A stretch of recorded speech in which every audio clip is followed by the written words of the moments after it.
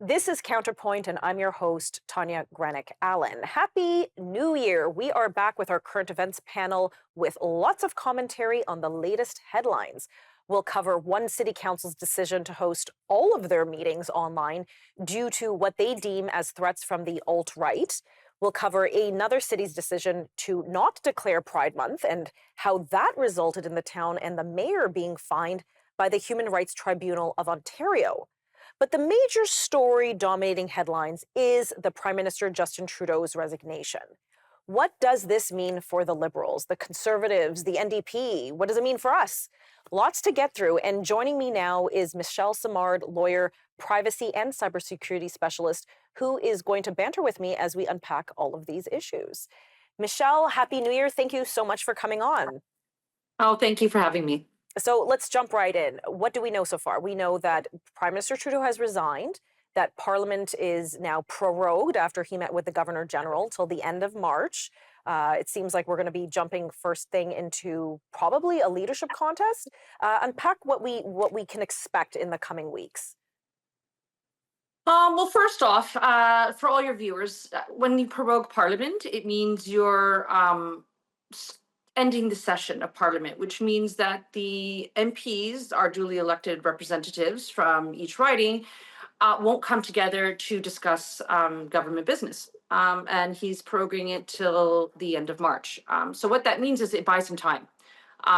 What he does with that time, we still don't know. It's still on playing. What it does for the Liberal Party is gives them time to create rules for a leadership contest and decide if they really want to have an interim leader or an actual leader for an election, because the election's coming one way or another this year. The question is when. It's just a matter of when, and it seems like it's going to happen in the spring. Well, and Justin Trudeau did, well, we don't know what's going to happen in spring. We'll get into that in a moment. But Justin Trudeau did say he will stay on as leader until a new leader is selected. So it sounds like there most likely won't be an interim leader situation.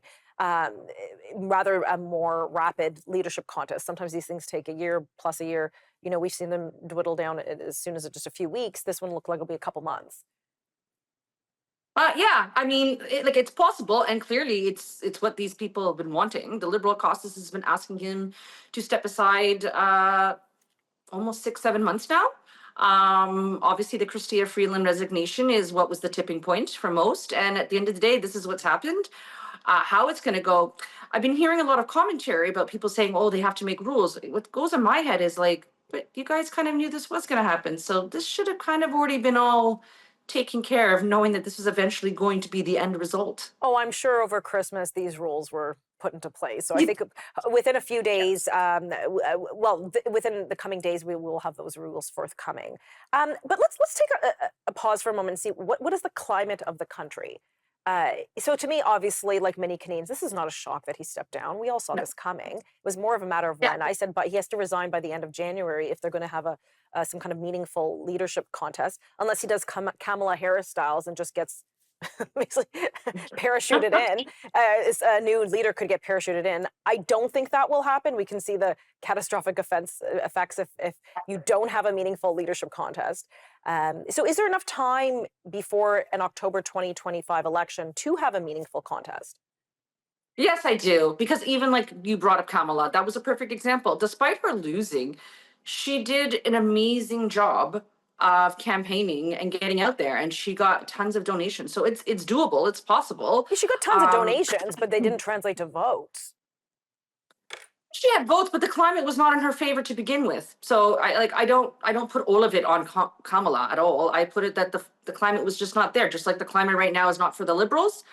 Everybody knows that, which is why all the MPs are now, you know, if it was going for the Liberals, they wouldn't be pushing Trudeau out. They're pushing him out because they realize that he has to go in order for them to survive. Like and some of them still want their effort. Yeah, they're trying to save their jobs. And this is their last ditch effort in order to do so, because the only way he's going to get out is either an election or their own caucus pushes him out, because clearly all the parties can't do it. There's nothing in the Constitution that can force it except for non-confidence. And he keeps bypassing that because he had the deal with Jag McSinn. Well, and the Conservatives, to their credit, during Christmas time, did say that by the end of January, there was going to be a non-confidence motion tabled. Yeah, So this is where it all comes into play, and everybody's rushing frantically trying to do all these things. And he was put in a spot. To be honest, I don't think he was going to resign. I think he literally is now has been forced to resign because he's realizing that he's being attacked on all flanks. There's no way for him to survive. Yeah. We're going to continue this discussion in just a few moments.